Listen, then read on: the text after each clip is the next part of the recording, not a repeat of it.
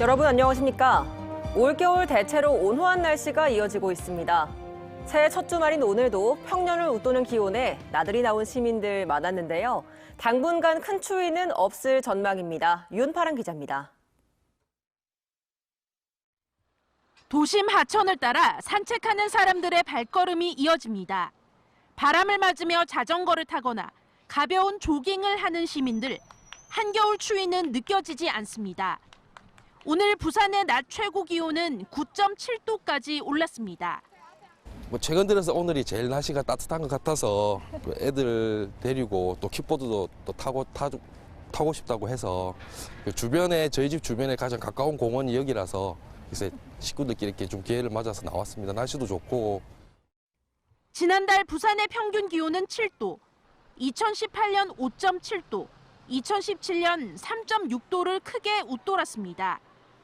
기상청은 이달 말까지 온화한 겨울 날씨가 이어질 것으로 전망했습니다.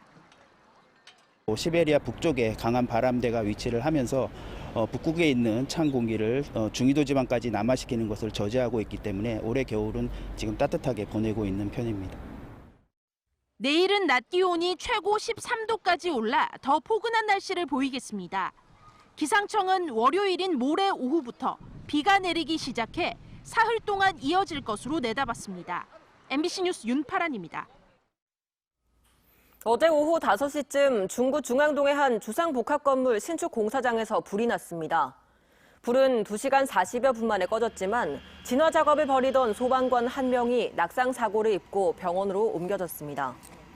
소방당국은 지하 4층 주차장에서 불이 시작된 것으로 보고 정확한 화재 원인을 조사하고 있습니다.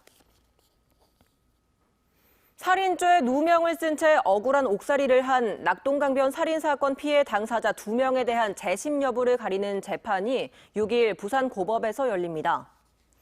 최인철, 장동익 씨는 강도살인 등의 혐의로 무기징역을 선고받고 21년 동안 복역한 뒤 지난 2013년 모범수로 출소했으며 2017년 재심을 청구했지만 당시 재판은 열리지 않았습니다.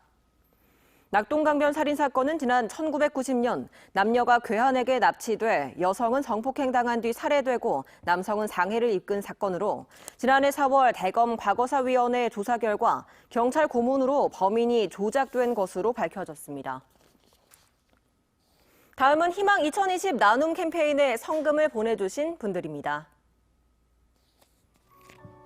주식회사 우양선기에서 1,300만 원, 주식회사 경동산업 노기욱 회장이 1,000만 원을 보내주셨습니다.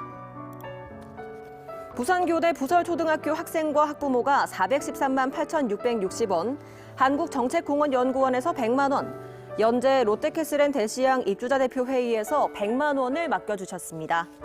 성금을 보내주신 분들께 감사드립니다.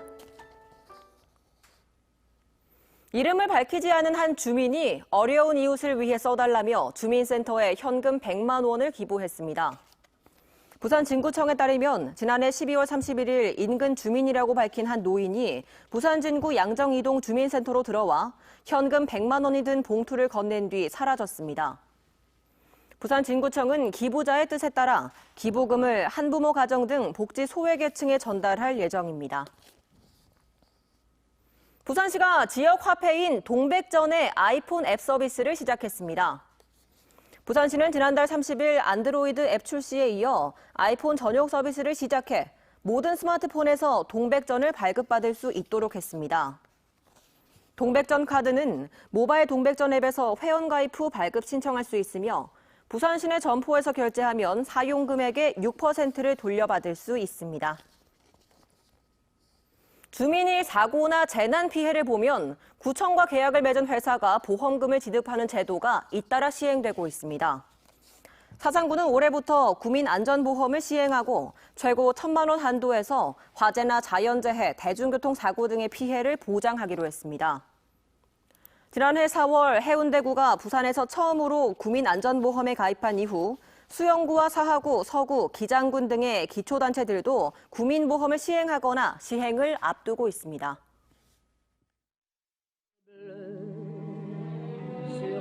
s'effondrer et la terre